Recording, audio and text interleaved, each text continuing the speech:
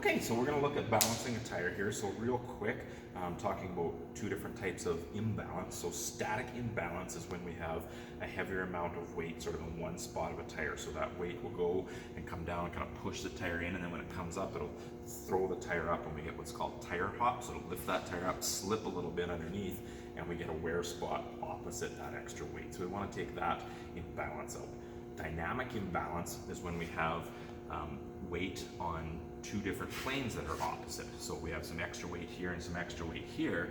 As this tire turns around, that weight will throw itself here and throw itself here and pop that tire like this, and then it'll come around and do this and this. And so as you're driving, that tire will do this kind of a wobble, and you get that scalloping edge on there, which also could be caused by front end components and things like we've talked about in other videos, but we want to make sure that it's not caused by tire imbalance, especially with brand new tires. So that's what we're trying to take out. So we're going to do a smart balance that takes both of those out, and then we'll be able to do two balances at once with this machine. So we're going to reverse mount this rim. So the forward way of mounting it is to take the correct collet. So you would take a collet like this, which is a taper, and make sure that it fits inside this centering hub. So the normal way to do it would be to have this come from the back and then have a cone like this come from the front to push this on. But with this tire, we've got a little nub here where the cap bolts on, and this can't sit in level, so when it clamps it, it actually tips the tire, and then our balance will be way off. So we're going to reverse mount this with the collet from the front, and hopefully get a better balance. So I'm going to throw this on the tire machine. Now tires are really heavy and awkward, and we don't want to lift from our back like this, so we want to use our body ergonomically well. And so what I like to do is use my knee. So I'll just take and pop this back on a knee like this, okay, and then pop it up like this. And then you can see I'm sitting nice and straight with my body, and I'm using that knee, and I'm moving my body in a nice straight position. I'm not twisting or lifting or anything like that. Okay? Now I can take and set it just gently on that shaft, and take and put that collet in. Now you can see it's two different types of tapers, so I make sure the one we spaced in there is going in correctly and not bottoming out, and making sure that hub sits, that hub sits in the center of the taper. So just rest that there for a second and show you. So if this was the hub, we don't want that collet coming in all the way and bottoming out on this lip. Otherwise it's not centering on the taper, and we don't want it pushing against like this. So we want it in the center of the taper, and so then it can push itself in and center nicely. A little trickier to do with this style because you can't rest it on the taper as well. So we just want to take and kind of hold it up there on the taper as best as we can. And if you push it against here, it's good. Keep your fingers away from out here. Don't try and hold it, or you'll pinch your finger or your thumb. Okay, so it's a double clamp on this lever down here. Tap, tap. That engages the clamps. So now this tire is clamped on there. We can give it a little bit of a spin, and we can see visually if we totally clamped it way off, and it's nice and true. Okay. So now we have to tell the machine where the tire's at. So we can get that. Looks like it's fixed, but so the first thing we've got to do is measure and tell the machine where the tire is. So we're going to lift this arm up, and you can see on the picture that we're bringing it in. Okay, and I'm lining it right up with the inside of the rim. So this rim here can accept a hammer-on weight like this on the back side. Okay, so we can take a hammer on a weight here, and so we're going to tell the machine that we're using a hammer on weight at the back side, and we're measuring how far it is from here.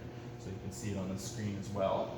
Okay, so I hit this once. Okay, so that's also my enter button. So I've entered in where that location is. Now on this side of the tire, this rim's really smooth and flat, and it's all fancy on the outside, and I can't hammer on a weight there. So on this rim, I need to use sticky weights like that inside here, on the inside. So I have to take and flip this lever down. You can see that it clicked and the machine changed, and I'm telling it where I'm going to put those sticky weights. So I'm trying to get out as far as I can on the inside of the rim so that I can get separation from those two dynamic planes. The further apart they are, the better job I can do of balancing it, right? If I put all the weight on two planes right here, that's really just like static balancing it, and we can't get that separation for dynamic imbalance. Okay? So we're going to click again. Okay? Now the machine asks us if we want to tell it where the spoke locations are. So I could input spoke locations so I can hide the weights a little bit. It's a little harder to balance that way, so I'm not going to worry about it. And it's really hard to see them on this style of rim anyway, so I'm not too worried about it. So now you can see here that we've told this machine that we're going to put a weight on here, a weight on here, and it's measured exactly where I'm putting those on.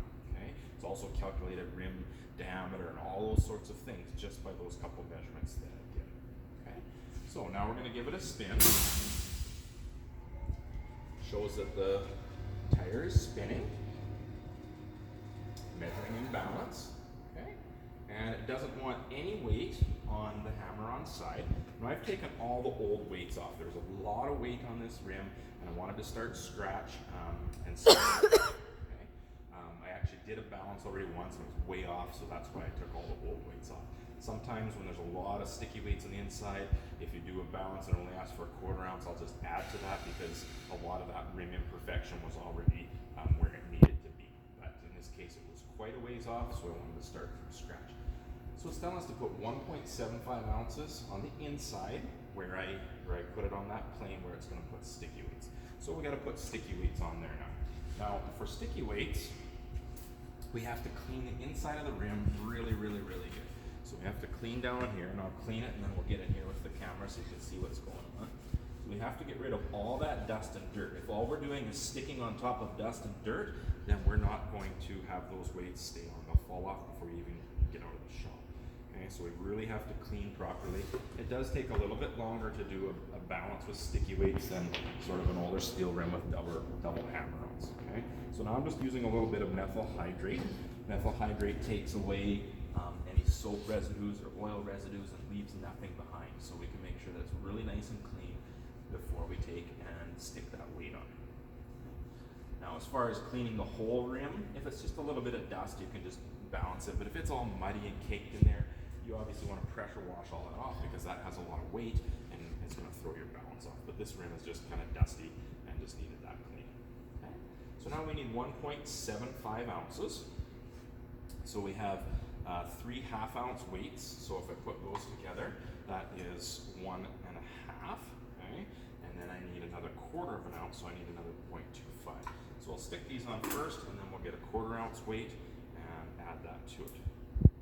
Now we want to make sure we don't touch that sticky part, right? So we hold the outside of the weights, and we'll come around with the camera so you can see they're both yellow right now. So if I tap that, okay, it becomes green, and it positions the tire, and you can see that little laser alignment in there.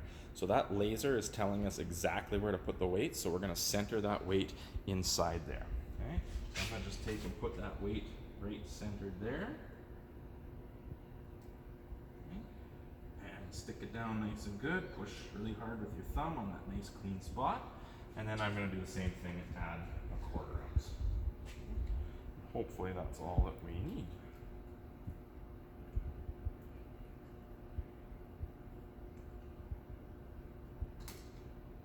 Right, so we'll get that off.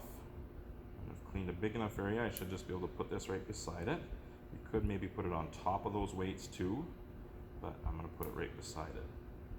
If you look at the screen, it actually shows you how to place the weights too, so that you can get good weight distribution. Get the back off of here.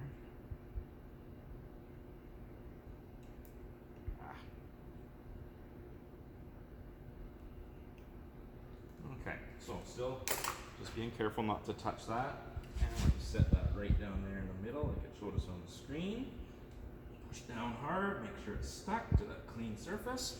Okay, so now that's in place. Now it doesn't want anything here. It says 0 ounces here, but if it did ask for weight, we would tap this one and then it would turn green. It would bring the tire a different spot, put a laser in here, and we would have to put a hammer on weight. Okay. Now if we did put a hammer on weight on, we need to make sure that we use the right profile.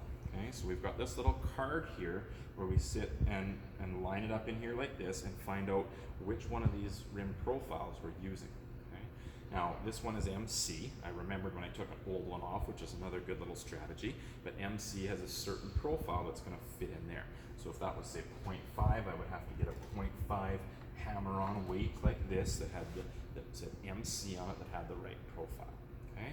And then we would tap it off. It would be like a laser right here. It would show, okay, it needs to go in this spot. I would line it up with the laser and then tap that on. Okay? So just a couple different styles and types of weights that we use. Okay? But this particular rim only wants it on the one side, so we're not going to put any hammer-on weights on the inside. So now we've got the weights on, but we need to check the balance. So we're going to give it another spin. It's going to measure the imbalance. Hopefully we get 2 okays, which we did. So it says okay, okay. So that tells us that that tire is balanced. And we get 2 greens here. Okay, so this picture here is showing that static imbalance, says that this is now statically balanced. And this picture here shows some wobble, and it's green as well. So it shows that it's dynamically balanced. So we've got both balances, both imbalances corrected from this tire, and both are balanced. Okay, so this tire is good to go on. And all we got to do to unclamp it is double tap. And then just kind of hold that tire a little bit with the knee. Pop this off. Okay. Take that off. Watch your pinch points. And then just slide that off. And I'm using my knee again to hold it. And just kind of drop it down and bounce it. And I didn't put any weight on my back, and I can roll it to the vehicle. Okay. When I go lift it up on the vehicle, I'll bend down in a good proper squat position, keep the knees behind the ankles, and just lift that tire up nice and straight. Okay. That's it.